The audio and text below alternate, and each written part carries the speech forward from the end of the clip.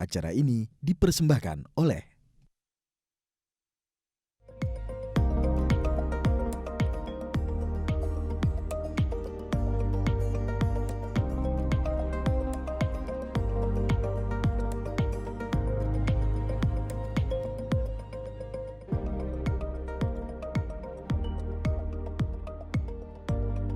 Halo pemirsa, apa kabar Anda hari ini? Senang sekali saya Raden Marlias dapat kembali menemani Anda dalam sebuah program talkshow yang syarat informasi inspiratif untuk Anda dan juga keluarga. Inilah Bincang Sehati.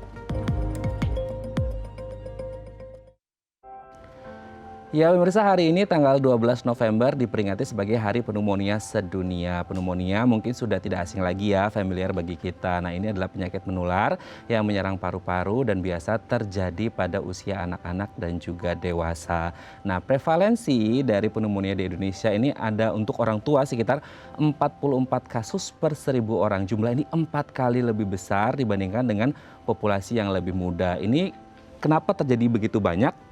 Karena berbagai macam faktor risiko ya, salah satunya adalah dari faktor usia yang membuat akhirnya sistem kekebalan tubuh ini menurun. Apalagi kalau ditambah dengan penyakit bawaan seperti diabetes, ginjal, jantung, asma, dan catat nih, perokok seperti itu ya. Apalagi kalau kita ngomongin di masa pandemi udah 50 plus gitu ya.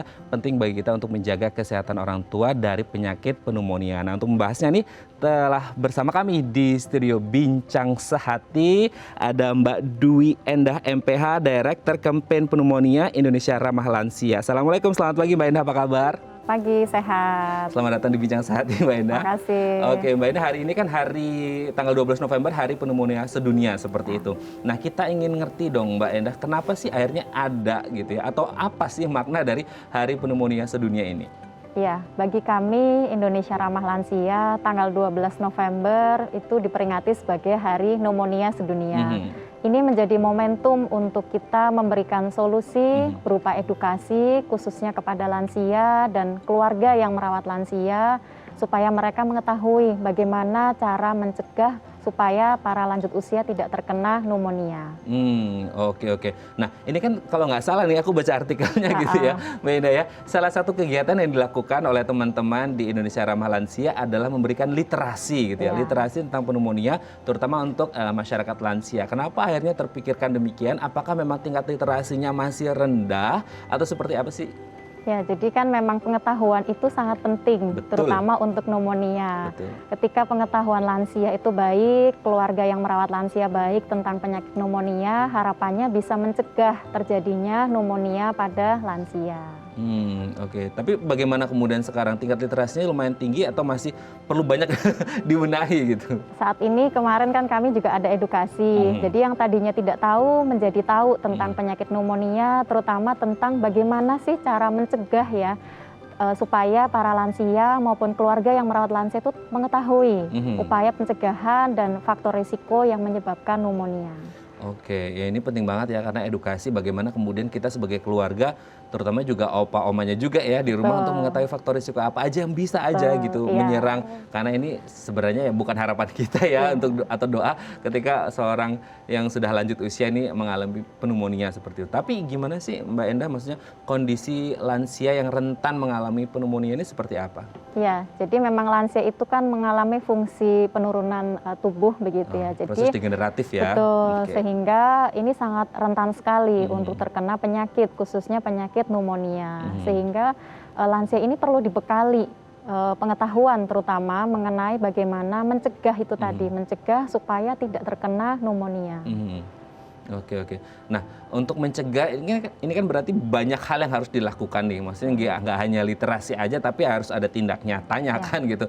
Literasi tanpa tindak nyata pun akhirnya akan berakhir sia-sia gitu. Karena kita lebih ke implementasinya seperti apa. Nah, kira-kira kegiatan apa aja yang dilakukan dalam rangka upaya untuk merealisasikan apa yang dibaca, apa yang sudah menjadi program literasi pneumonia kepada masyarakat lansia sehingga akhirnya ini berdampak nyata di masyarakat.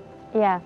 Kami di Indonesia Ramah Lansia telah melakukan beberapa edukasi nyata. Salah satunya adalah sekolah lansia bebas pneumonia. Itu untuk lansia, ditujukan untuk usia di atas 50 tahun. Nanti di sana diajarkan mengenai pengetahuan, pencegahan, lalu diajarkan juga terapi untuk bagaimana pasien yang dengan kondisi pneumonia yang sudah di rumah tentunya supaya ada terapi harian yang bisa mereka lakukan di rumah. Lalu keluarganya juga diberikan edukasi bagaimana cara supaya menghindari para lanjut usia dari penyakit pneumonia. Oke. Kalau kita ngomongin lansia, apalagi pneumonia dengan berbagai penyakit yang lainnya lah ya, kita ngerti bagaimana lansia ini kan dependen banget ya, maksudnya mereka bergantung banget pada support system yang ada di sekitar mereka ya. Paling dekat adalah keluarga pastinya kan seperti itu. Nah, barusan kan Mbak Enda bilang bagaimana mengedukasi keluarganya juga gitu. Nah, sebenarnya idealnya kalau kita ngomongin keluarga, peran anak-anak muda yang jauh lebih berenergi, yang jauh lebih awas lah gitu ya untuk menjaga opa-omanya di rumah, apa sih yang pasnya gitu, idealnya ketika kita ngomongin support system keluarga, anggota keluarga yang bisa men-take care lah, merawat orang tua dengan pneumonia? Ya, tentunya para kita gitu ya yang masih remaja ataupun keluarga itu menghindari risiko-risiko yang bisa menyebabkan lansia tersebut terkena pneumonia. Lalu yang kedua, ketika memang nantinya lansia tersebut terkena, ya akhirnya memang harus dibawa ke rumah sakit atau ke dokter begitu. Dan tentunya ada sebuah aksi nyata, perlunya perhatian yang sangat cukup serius dari pihak keluarga terhadap ya terjadinya pneumonia ini begitu. Jadi memang harus nyata begitu, memastikan lansia itu terhindar dari penyakit pneumonia. Oke. Nah, untuk terhindar kan memang banyak hal yang harus dilakukan. Betul. Salah satunya ya implementasi dari literasi tadi kan gitu.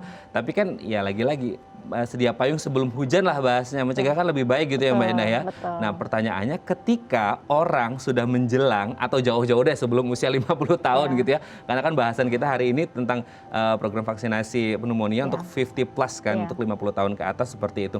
Nah, sebenarnya jauh-jauh hari sebelum 50 tahun, jauh-jauh hari sebelum memasuki usia lansia gitu ya. Sebenarnya apa sih yang harus dipersiapkan gitu? Ya, kalau memang jauh-jauh hari memang pola hidup sehat yang penting begitu ya, exercise, olahraga, makan, artinya imunitas tubuhnya memang ditingkatkan. Nah, ketika memang usia di atas 50 tahun memang sebaiknya ada vaksin untuk mencegah pneumonia. Itu sangat penting sekali untuk lansia supaya mereka terhindar dari penyakit pneumonia. Oke, salah satunya vaksin ya. Betul. Oke, terakhir sebelum kita break nih Mbak Enda, aku mau tanya dong apa yang disampaikan pesan nih untuk keluarga yang punya anggota keluarga yang ada oma opa di rumah, apalagi yang mengalami pneumonia. Ya, baik. Jadi keluarga itu sangat penting sekali untuk menjaga lansia dari pneumonia sehingga mari kita sayangi mereka, kita jaga mereka, jangan lupa juga vaksin supaya untuk mencegah pneumonia dan tetap berpikir positif, lalu pola hidup bersih dan sehat juga perlu dilakukan. Oke, memang support sistem keluarga ini menjadi sangat penting ya. Apalagi kalau kita ngomongin nggak usah yang sakit ya, nggak sakit pun sebenarnya orang tua sangat bergantung pada anggota keluarganya gitu ya. Baik, terima kasih Mbak Enda sudah berbagi bersama kami pagi hari ini jauh-jauh dari Jogja ya ke Jakarta untuk edukasi sangat luar biasa.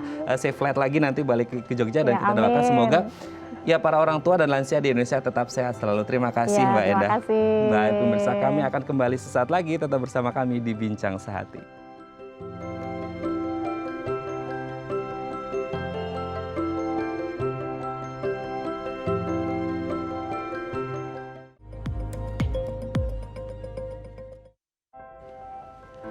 Baik, Anda masih bersama kami di Bincang Sehati dan kita masih membahas tema kita hari ini seputar vaksinasi pneumonia bagi lansia 50 plus. Nah, di segmen kedua ini kita sudah kehadiran bintang tamu yang lain. Akan saya sapa terlebih dahulu. Ada Dr. Amira Anwar, dokter spesialis paru FAPSR dan juga seorang public figure yang sudah tidak asing lagi di mata kita, ada Mas Dimas Beck. Saya sapa terlebih dahulu. Selamat pagi Dr. Amira, selamat pagi Mas Dimas, apa kabar? Pagi. Baik, makasih. Selamat datang di Bincang Sehati.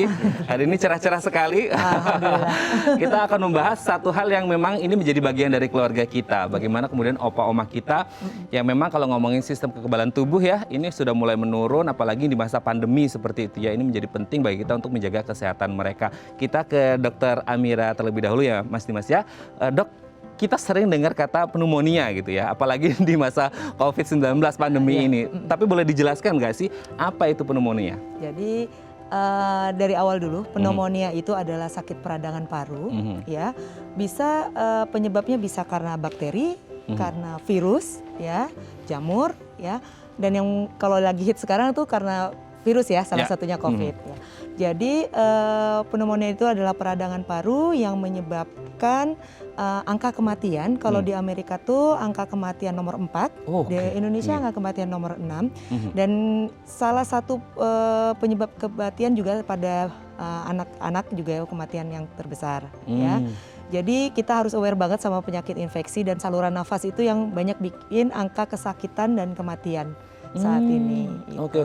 Ya. Tapi kok aku kalau baca di artikel nih ya Dok ya, kenapa akhirnya pneumonia itu paling banget diwaspadai, apalagi kalau kita ngomongin lansia gitu. Kenapa akhirnya lansia ini kayak dikaitkan erat gitu ya, bahkan ada artikel yang ngomongin pneumonia pada lansia kan seperti itu. Seberapa erat kaitannya atau seberapa berisikonya lansia terhadap pneumonia gitu? Iya. Jadi saya dokter spesialis paru banyak menangani terutama ya memang dari 18 tahun ke atas dan pasien saya terutama memang banyak lansia nih. Kenapa? Banyak terkena penyakit infeksi nih ya lansia. Sebenarnya secara WHO sih lansia di atas 65, tetapi sekarang semakin menurun nih karena karena pola hidup ya, terus aktivitas juga yang lain ya.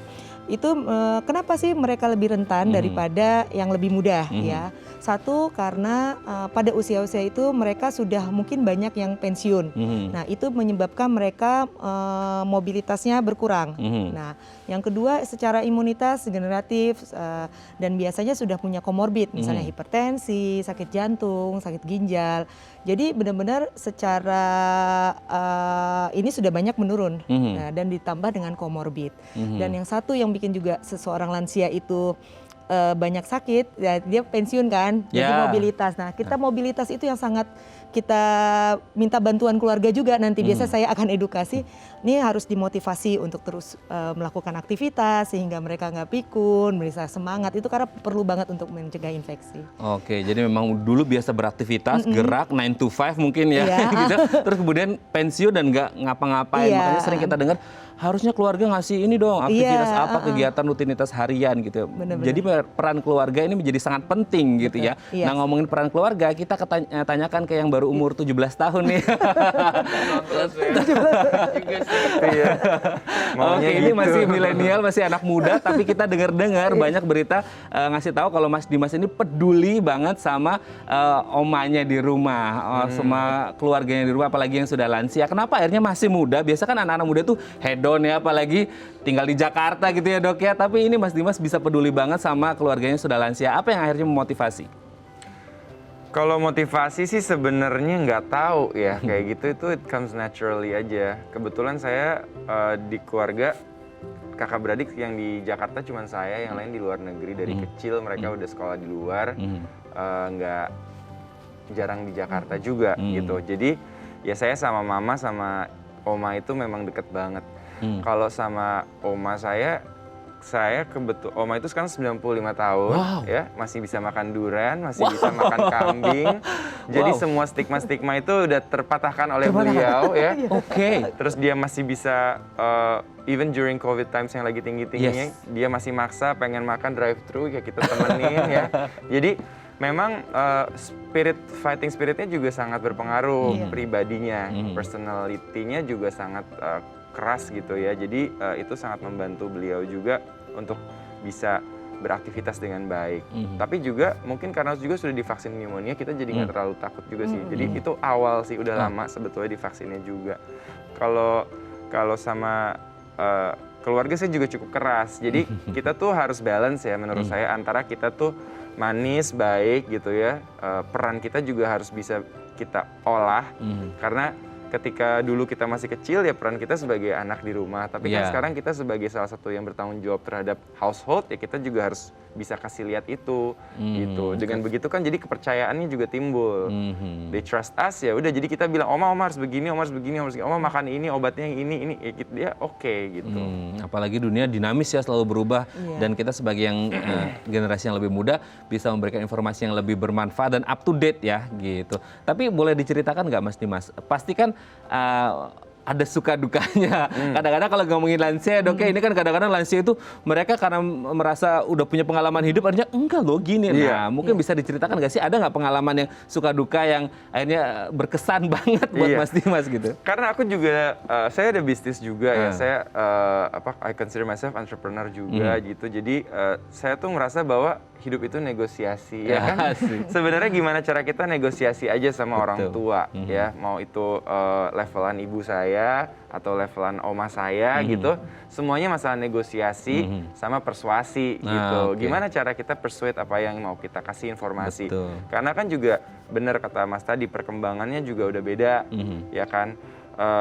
Bagaimana cara menyikapi penyakit-penyakit, terus kehidupan sekarang tuh juga beda banget. Mungkin Oma nggak kebayang ya akan ada pandemi gitu kan. Sedangkan kayaknya dia udah ngelewatin segala macam dari perang, dari apa gitu. Jadi memang masalah persuasi sama informasinya tuh harus dipastikan sampai gitu sih sebenarnya. Oke, memang harus sampai. Nah itu juga challenge juga ya, bagaimana kita mengomunikasikan ya tadi persuade-nya gitu ya, seperti itu. Tapi kan kalau ngomongin tentang bagaimana menjaga kesehatannya, salah satunya kan vaksin ya Dok ya, kita ke Dokter Amira. Nah sebenarnya vaksin pneumonia itu seperti apa khususnya untuk para lansia nih Dok? Iya, jadi yang benar kata Mas Dimas tadi bilang, salah satu yang berperan terhadap lansia ini untuk menjadi sehat itu keluarga, ya. Yang kedua dokter.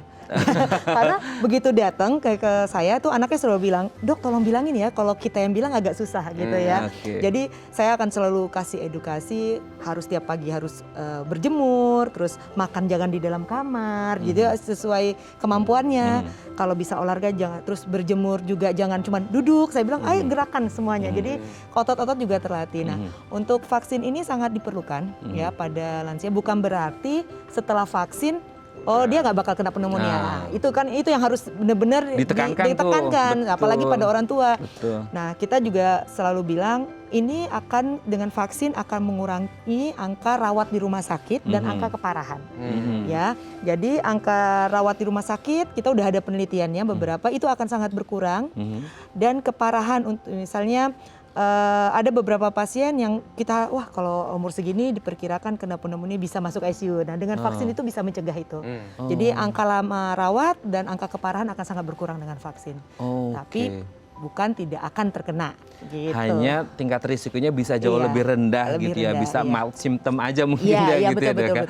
Jadi gejalanya tidak terlalu berat. Wah ini menarik sekali bagaimana kemudian para orang tua lansia di rumah ini juga harus tahu informasi menarik ini ya, dan pastinya bermanfaat banget apalagi untuk kita-kita yang punya opa atau oma di rumah. Nanti kita akan lanjut lagi ngobrolnya ya Dokter Amira dan juga Mas Dimas. Baik pemirsa, kami akan kembali sesaat lagi, tetap bersama kami di Bincang Sehati.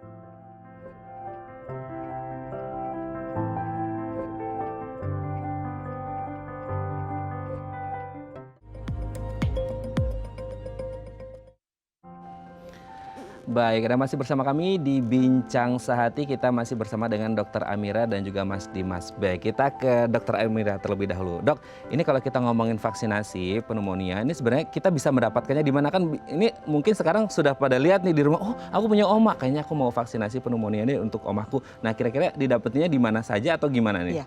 Jadi saya rasa di seluruh rumah sakit besar sudah ada ya, udah lebih gampang kita temui. Bisa ke dokter umum atau ke dokter spesialis paru itu bisa. Jadi sudah lebih mudah didapatkan dan juga nanti mungkin kalau sebelum dilakukan vaksin harus konsultasi dulu. Jadi melihat keadaan pasien gimana. Karena kita juga melakukan vaksin biasanya dalam keadaan pasien benar-benar sehat. Benar-benar fit gitu ya. Tapi sebenarnya hanya khusus untuk lansia aja, apalagi yang 50 plus, atau sebenarnya all range usia juga bisa atau gimana sih? Iya, jadi sebenarnya itu ada vaksin pneumonia buat balita ada, ya biasa kita ke dokter anak akan konsul. Nah pada lansia ini di atas 50 tahun disarankan untuk vaksin sekali, dan biasanya juga kita berikan pada orang-orang dengan memang ada komorbid dengan imunitas yang rendah.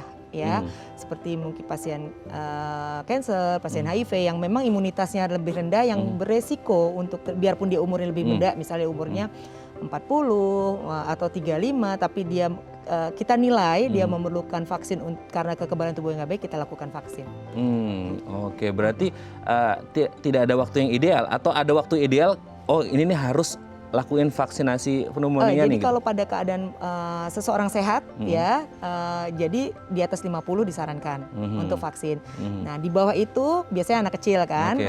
Nah di antara itu kan pasien-pasien lebih muda nih dengan imunitas baik, tapi ada beberapa yang memang dalam keadaan yang imunitas tidak baik, kita dapat berikan vaksin pneumonia. Oke, nah ini kan kalau ngomongin pneumonia kan salah satunya kan kita berbicara juga tadi di break juga kita sempat ngobrol ya Dok ya, bagaimana kemudian sistem saraf, sistem kekebalan tubuh juga udah mulai menurun. Optimalisasi ketika orang sudah mulai menginjak usia lansia ini apa aja sih Dok?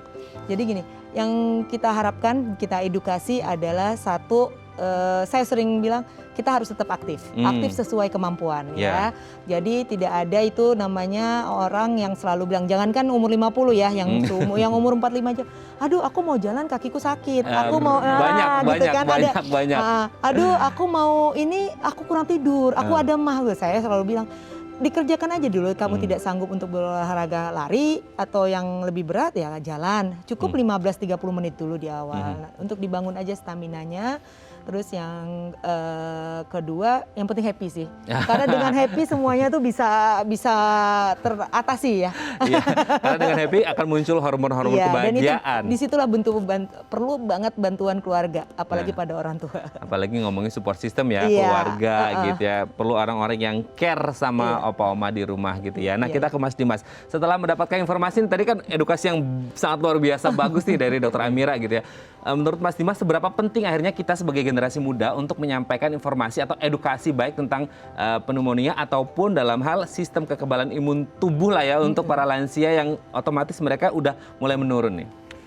Iya, saya rasa di Indonesia ini kita perlu ada, saya tadi juga nonton di segmen awal ya, ada gerakan untuk lansia. I think it's so good, such a nice idea.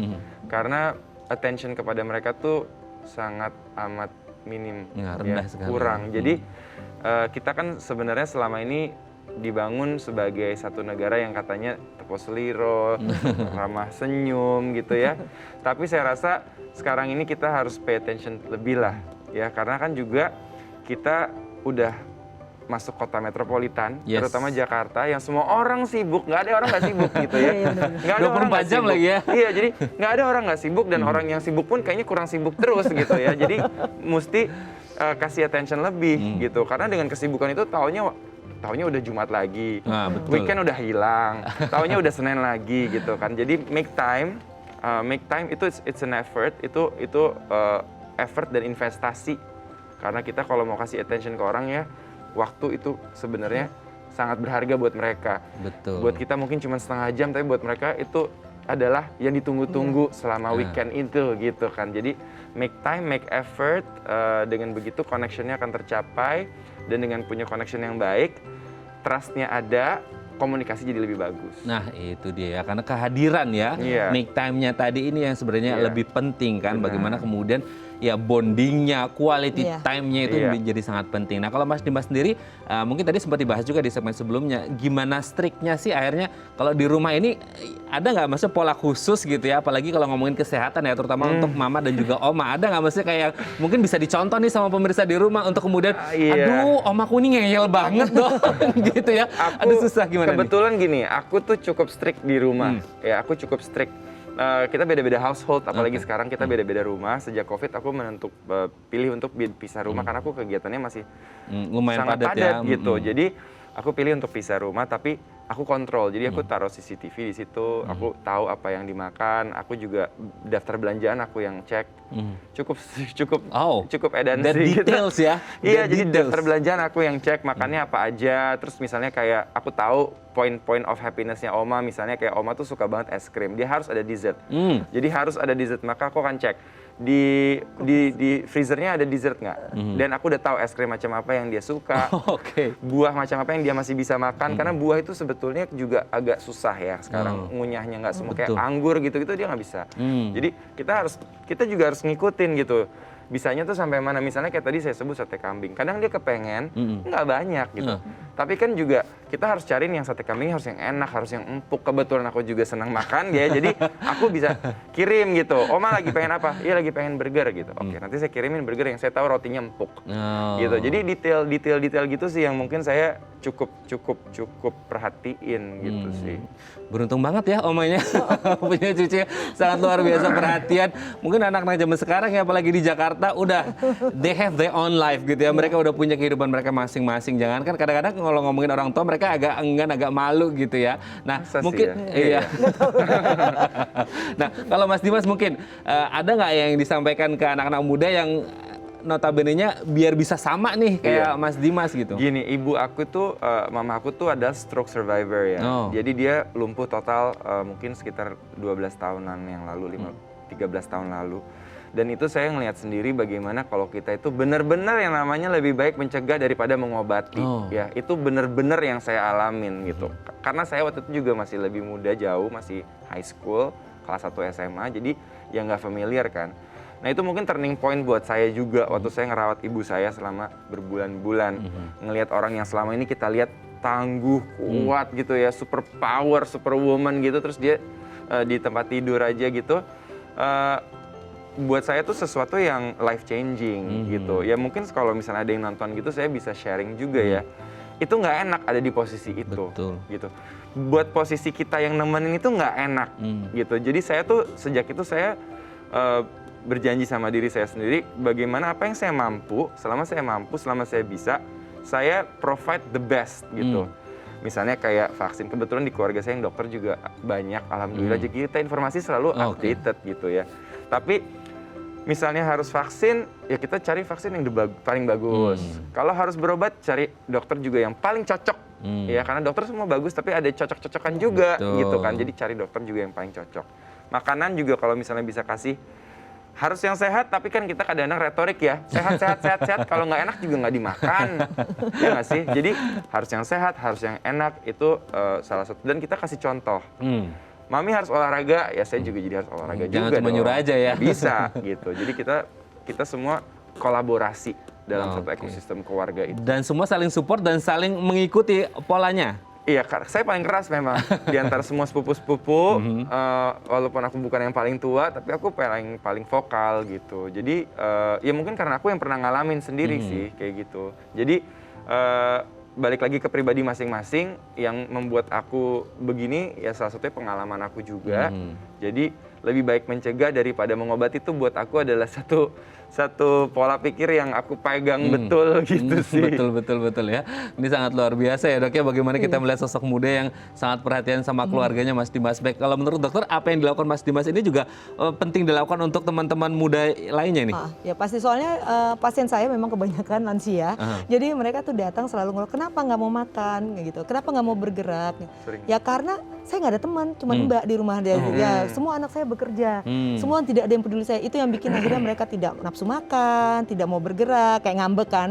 Saya suka kalau memang mereka masih bisa diajak komunikasi, nggak boleh baper. Mereka kan kerja buat omat, mereka kerja juga buat hidup. Saya bilang karena zaman sekarang nggak beda sama yang dulu. Saya selalu bilang begitu. Karena dulu bisa misalnya kerja jam 9, jam setengah 9 berangkat. Sekarang nggak bisa, harus pagi. Jadi selain itu saya juga selalu ngasih edukasi ke mereka kalau memang lingkungannya udah berubah banget. Jadi mereka juga harus beradaptasi gitu. Jadi saya nggak boleh baper ya gitu, suka saya bilang. Karena kondisinya sudah berubah.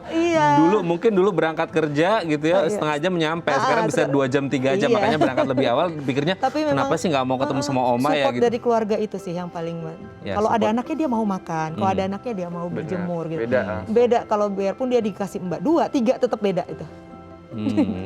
Saya sudah ngelihat sendiri, beda ya. Baik ya Dok ya.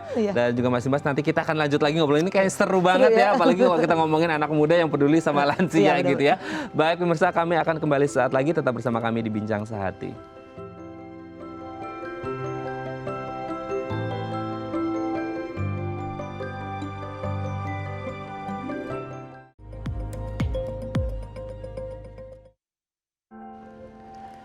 Baik, dan masih bersama kami di Bincang Sehati. Kita masih bersama dengan Dr. Amira dan juga Mas Dimas. Baik, kita ke dokter terlebih dahulu. Dok, sebenarnya nih, mungkin banyak dari kita atau dari lansia yang mengalami pneumonia. Dan kalau dari artikel yang aku baca nih ya dok ya, kayaknya gejala di awal tuh kayaknya agak bahasa kalau Jawa itu nyaru gitu ya dok ya. Maksudnya agak nggak ketahuan ini flu kah, bronkitis kah atau apa gitu kan. Kadang-kadang kita nggak begitu paham seperti itu dok. Nah sebenarnya gejala yang dirasakan biasa ketika orang menuju ke pneumonia itu seperti apa sih dok? Jadi gejala infeksi itu hampir sama semuanya. Ya. Mau itu flu ya yang sering ya bronkitis atau pneumonia itu hampir sama. Semuanya biasanya sebagian besar ada demam ya demam berdarah juga demam kan gitu. Betul. Jadi biasanya ada gejala demam ya, demamnya bervariasi ya, bisa sampai 38 sampai 40. Terus ada keluhan batuk, keluhan respirasi ya. Jadi karena itu keluhan saluran nafas ya, ada batuk. Yang lebih berat ada sesak atau dahak semakin kental tapi susah dikeluarkan. Itu paling sering ya. Nah, yang kedua yang kita harus warning lagi, benar-benar saya harus tekankan pada orang tua karena sistem imunitas mereka tidak terlalu baik. Kadang-kadang sinyal-sinyal itu mereka kalau yang orang lebih muda begitu kayak kita pilek aja ya. Kita langsung demam kan gitu. Nah, pada orang tua tuh kadang-kadang enggak. Jadi responnya agak lambat. Responnya agak lambat. Jadi gitu. sering sekali orang tua tuh datang ke rumah sakit udah dalam keadaan yang lebih parah sehingga memerlukan perawatan khusus. Jadi saya selalu tekankan pada pasien-pasien saya, kalau orang tua dengan tanda dia lemas, pokoknya sudah berubah tuh kebiasaannya. Biasanya makan misalnya gampang ya, misal setengah habis ini gak mau makan, dia lemas, pokoknya dia terlihat lebih murung, itu lebih baik dibawa ke rumah sakit. Jadi kalau pada lansia ini memang sesuatu yang kita harus aware banget dan keluarga emang harus sensitif lah saya bilang gitu ya. Beda dengan Japi secara keseluruhan itu ada demam, ada batuk, ada sesak, dahak sulit diluarkan gitu. Gejala itu dari yang ringan sampai yang berat. Oh oke. Tapi kadang-kadang memang kalau anggota keluarga ngelihat omanya seperti itu, kadang-kadang mereka berpikir ya udahlah emang lansia kan suka begitu, suka murung gitu ya. Yang lebih gawat lagi ini sejak COVID ini jadi banyak yang kadang-kadang salah kaprah. Jadi takut ke rumah sakit nanti kena COVID nih gitu ya, tapi akhirnya sudah sesak baru dibawa ke rumah sakit. Nah itu yang saya selalu bilang nggak bisa begitu. Memang kita takut tapi semua rumah sakit kita ada prokesnya. Jadi memang sudah langsung dipisahkan antara yang memang gejalanya COVID atau enggak. Tapi kadang-kadang kan suka, kalau demam kan dicampur ya, itu resiko dalam zaman sekarang ya. Tapi kan kita tidak mau mereka akan datang dalam keadaan lebih parah dan memerlukan perawatan khusus.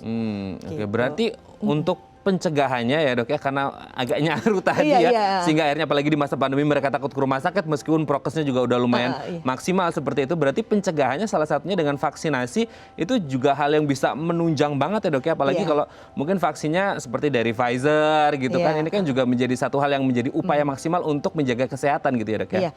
Jadi vaksin itu sangat perlu ya, orang tua saya juga saya vaksin karena kita benar-benar kalau kita sayang dengan orang tua kita ya atau dengan keluarga kita sarankan untuk mereka vaksin sehingga yang mereka jadi jarang ke rumah sakit, jadi bisa melakukan aktivitas ataupun kalaupun terkena pneumonia mereka akan lebih ringan gejalanya sehingga tidak membuat mereka lama di rumah sakit. Oke, memang ini perhatian dari keluarga juga menjadi sangat penting karena nggak mungkin kan omanya datang sendiri ke rumah sakit mau vaksin gitu ya.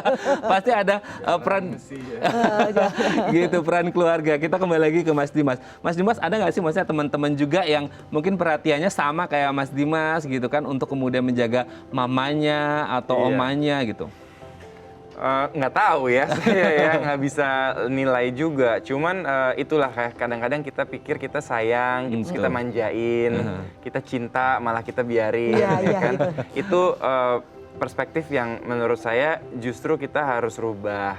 Kalau memang kita sayang, kita cinta, maka kita harus peduli itu benar-benar keseluruhan, nggak cuman begitu aja gitu ya. Artinya kasih sayang itu sekarang juga berhubungan dengan informasi yang kita sharing.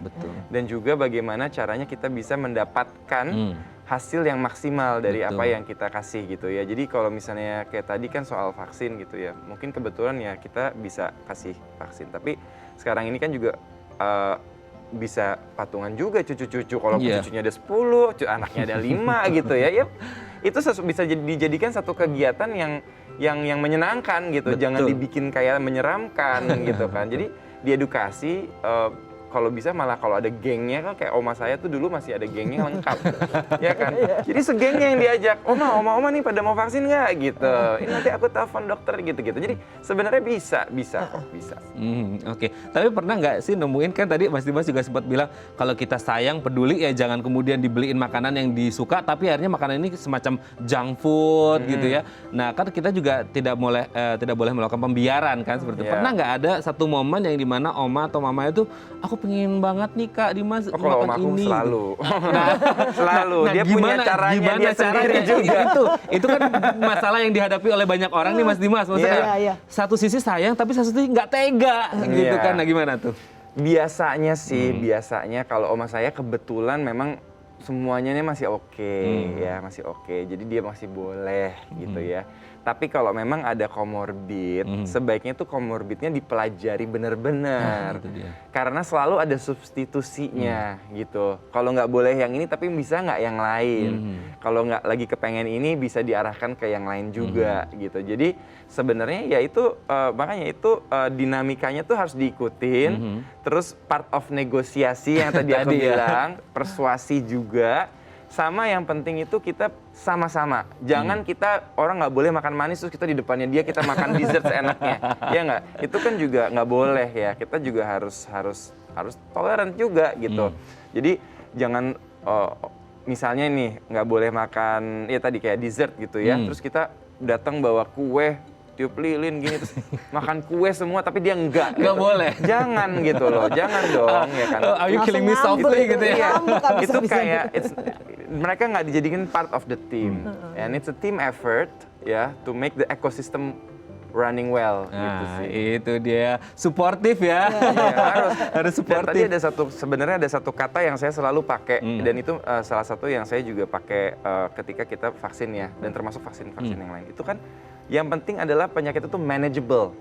You can manage it gitu. Itu sebenarnya penting karena kan yang parah kalau itu nggak bisa di-manage kan gitu sih. Oke, ngomong-ngomong manageable yang bisa di-manage, nah ini tadi juga menyangkut apa yang disampaikan oleh Mas Dimas nih dok. Orang dengan comorbid, ini kan challenge-nya lebih-lebih dok gitu ya.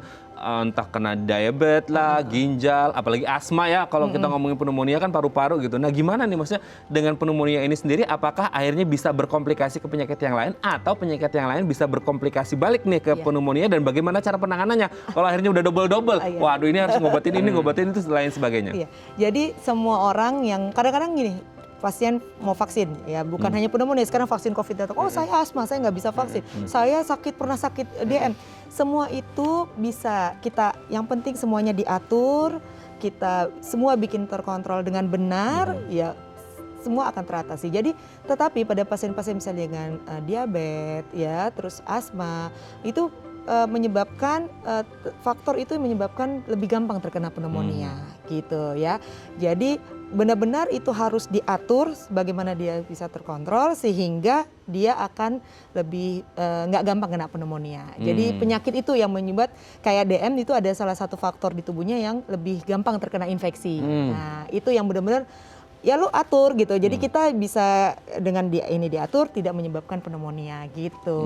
Apalagi untuk DM dok, ada yang sampai suntik insulin lah segala macam. Nah ini sebenarnya kalau ngomongin tentang pneumonia, kalaupun akhirnya mengalami pneumonia gitu ya dok, ya kan juga harus perawatannya juga lumayan intensif. Nah apalagi ditambah dengan komorbid yang lain. Nah ini untuk pengobatannya sendiri bisa disatukan, digabungkan atau lihat-lihat juga komorbidnya apa dok? Oh iya, jadi penyakit infeksi itu kan kita tanya seperti sebelumnya, pneumonia itu bakteri, virus atau jamur. Kita biasanya pasien-pasien begitu datang ke rumah sakit, kita akan cek darah dan mungkin cek slamnya segala macam untuk lihat ini penyebabnya apa. Tetapi sebagian besar bila sudah untuk virusnya kita pastikan sudah tidak ada ya, bukan virus gitu, pneumonia virus ya kita biasanya itu adalah pneumonia bakteri ya kita berikan antibiotik. Karena kan tidak semua hasil langsung keluar pada jam itu, sedangkan ada gold time-nya yang kita harus berikan antibiotik. Kita akan berikan antibiotik sambil menunggu pemeriksaan selanjutnya. Jadi secara keseluruhan infeksi itu ya dengan antibiotik, kalau memang dia virus dengan antivirus, dia jamur ya diberikan obat jamur ya sesuai dengan keadaannya gitu. Tetapi walaupun dia punya asma, dia punya diabetes, dia punya masalah ginjal, sama tetap obatnya sama. Kita temukan dulu itu pneumonia apa. Oke seperti itu ya, berarti memang pokoknya penting banget deh semua detail-detailnya Iya, gitu ya. detail-detail, Nah benar-benar. gitu. Nah kalau ke Mas Dimas lagi, sebenarnya ada nggak sih untuk ya detail-detail ini sendiri gitu ya? Sebenarnya pernah nggak? Atau mungkin ada jadwal khusus, semisal MCU bareng atau mungkin jadwal ke dokter bareng. Tadi kan keluarganya banyak yang Dokter. profesi dokter juga. Nah ada nggak sih maksudnya atau grup khusus deh konsultasi keluarga bareng gitu? Iya, karena kebetulan memang om aku tuh profesor di bidang yang cukup intensif juga ya. Dia kan ahli darah. Jadi memang kita semua ya pasti merujuknya ke om dulu dong, kan ke kerabat paling dekat ya kan.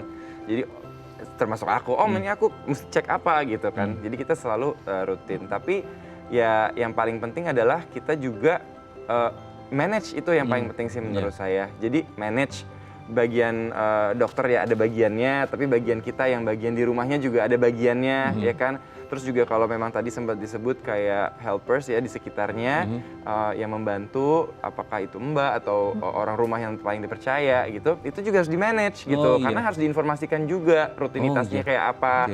Kalau misalnya minum obatnya udah mulai susah, caranya gimana. Terus suplemen-suplemennya yang mana yang paling penting, yang harus diprioritasin. Karena kan ada banyak juga ya yang harus diminum obatnya. Jadi itu ada prioritas-prioritas yang mereka harus tahu dan harus hafal sih sebenarnya. Oke, jadi semua bagian dari keluarga itu entah siapa pokoknya harus tahu dan diedukasi dengan baik gitu ya. Iya. Oke, Dokter Amira dan Mas Dimas, nanti kita akan lanjut lagi ya ngobrolin gimana sih kita akan ngomongin tips ya untuk menjaga kesehatan terutama untuk teman-teman lansia, oma opa kita di rumah supaya tetap sehat apalagi di pandemi Covid-19. Baik pemirsa, kami akan kembali sesaat lagi, tetap bersama kami di Bincang Sehati.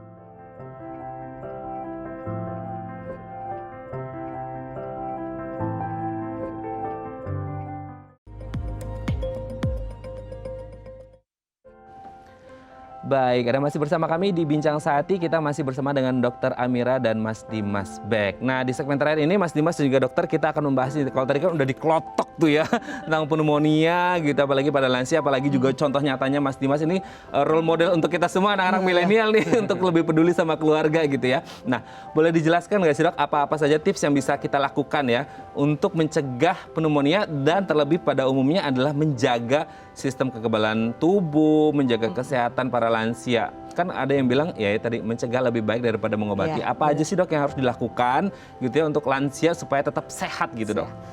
Oke, jadi yang terpenting ya satu secara psikologis mereka benar-benar kita dukung ya keluarga, karena itu penting banget ya. Jadi dukungan keluarga nomor satu agar mereka selalu bisa bergerak ya, memotivasi mereka. Kadang-kadang ada yang stroke segala macam untuk berpindah tempat, untuk melakukan seperti berjemur ya, juga terus mengatur makanannya. Itu benar-benar harus dukungan keluarga. Yang kedua adalah tetap dengan vaksinasi ya. Dengan vaksinasi akan membuat seseorang angka rawat inap dan angka kunjungan ke dokter juga lebih. Jadi tetap kita dukung keluarga untuk oma opa kita untuk tetap bergerak sesuai kemampuannya sehingga mereka secara mood juga lebih baik dan kesehatan untuk respirasinya juga lebih baik. Gitu. Oke. Jadi, Dok, kalau ngomongin vaksin ya, vaksinasi kan standarnya sekarang itu orang lagi ya happeningnya adalah vaksin COVID ya. COVID-nya 1, 2 bahkan ada yang untuk boosternya 3 gitu. Nah kalau ngomongin tentang vaksin pneumonia sendiri, ini sendiri sebenarnya berapa kali harus gitu? Kalau kita kan kayak vaksin flu kan setahun setidaknya sekali kan sekali, gitu. Nah kalau untuk yang pneumonia ini sendiri? Iya, pneumonia cukup sekali, itu setelah 50 tahun cukup 1 kali. Oh cukup sekali satu. saja seumur hidup? Iya. Oh oke. Jadi tidak perlu diulang-ulang lagi gitu ya? Oke. Dan kalau ngomongin tentang vaksin ini sendiri, kan memang ya tadi ya dokter menyebut tidak akan full cover 100% kan, tapi setidaknya meminimalkan risiko. Itu juga berlaku untuk mereka-mereka yang sudah punya komorbid. Iya, betul. Jadi sangat meminimalkan kalaupun mereka terkena akan lama rawat inap seperti itu, dan angka kematian juga sangat berkurang. Oke. Sangat luar biasa bagaimana cara mencegah, salah satunya dengan vaksinasi gitu ya, vaksin pneumonia. Nah kalau ke Mas Dimas sendiri, sebenarnya kalau ngomongin tentang kesehatan gitu ya, berarti kan ini satu hal yang penting ya, apalagi di keluarganya sudah melek kesehatan semua ya, literasi kesehatannya sangat luar biasa gitu.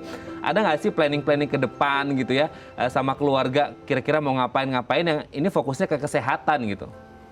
Kalau sekarang itu karena saya ngadepin oma saya itu justru kalau physically dia oke, ya kan.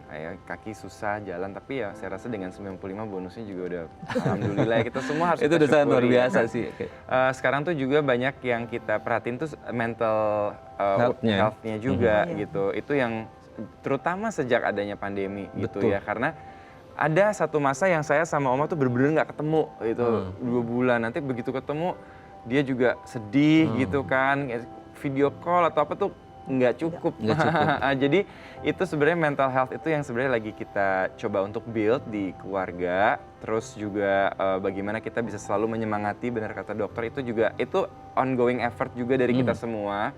Ganti-gantian kita take shifts, dan sebetulnya yang paling penting juga adalah kebersamaan itu harus selalu dijaga sih pada akhirnya. Kebersamaan itu yang lebih penting ya, gitu. Mungkin terakhir Mas Dimas, ada nggak yang disampaikan ke oma atau mama di rumah atau keluarga supaya tetap sehat dan semangat nih gitu? Karena masa pandemi kan mungkin banyak batasan ya, belum bisa ketemu teman-teman dan lain sebagainya.